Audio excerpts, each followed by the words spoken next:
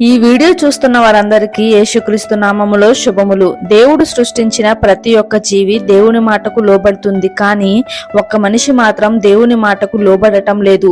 ఈరోజు మన సృష్టిలో ఉండే ప్రాణుల నుంచి నేర్చుకోవాల్సిన విషయాలు చాలా ఉన్నాయి.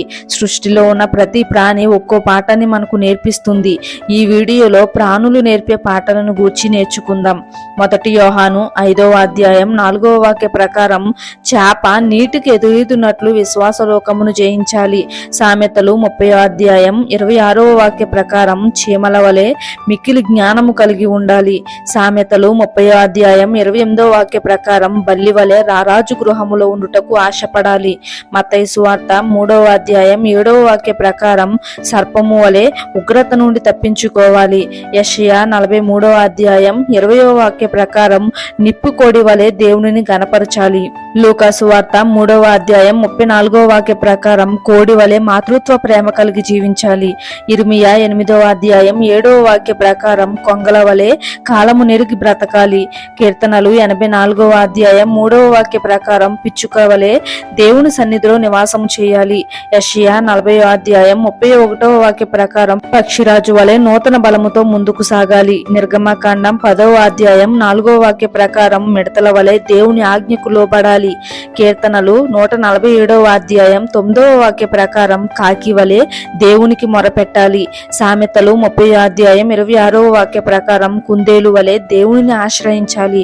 మత్తయి సువార్త 10వ అధ్యాయం 16వ వాక్య ప్రకారం పావురము వలె నిష్కపటముగా జీవించాలి. కీర్తనలు 42వ అధ్యాయం 1వ వాక్య ప్రకారం దుప్పి వలె దేవుని కొరకు ఆశ కలిగి ఉండాలి. మత్తయి సువార్త 21వ అధ్యాయం 6వ వాక్య ప్రకారం గాడిద వలె యేసును మోసేవారిగా ఉండాలి.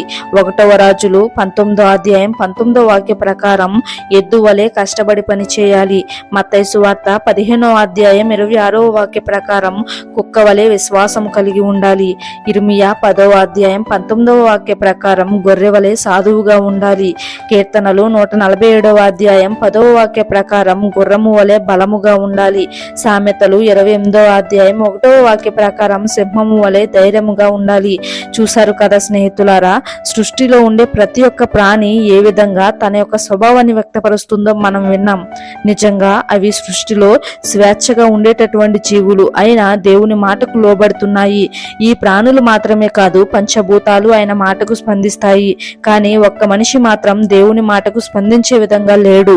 వివేకం లేనటువంటి ఆ మోగ జీవులు దేవునిని గుర్తిస్తున్నాయి, కానీ వివేకం జ్ఞానం కలిగి ఉన్న మనము మాత్రం మూర్ఖుల్లా ప్రవర్తిస్తున్నాం. నిజమైన దేవుడు ఎవరో తెలుసు కూడా ఆయనకు లోబడి జీవించలేకపోతున్నాం. ప్రియ స్నేహితులారా, ఇప్పటి వరకు జ్ఞానం లేని వారిగా ప్రవర్తించావేమో, ఇప్పటికైనా దేవుని దగ్గరకు తిరిగిరా. దేవుడు తప్పకుండా నిన్ను క్షమించి గొప్ప భవిష్యత్తును నీకిస్తాడు.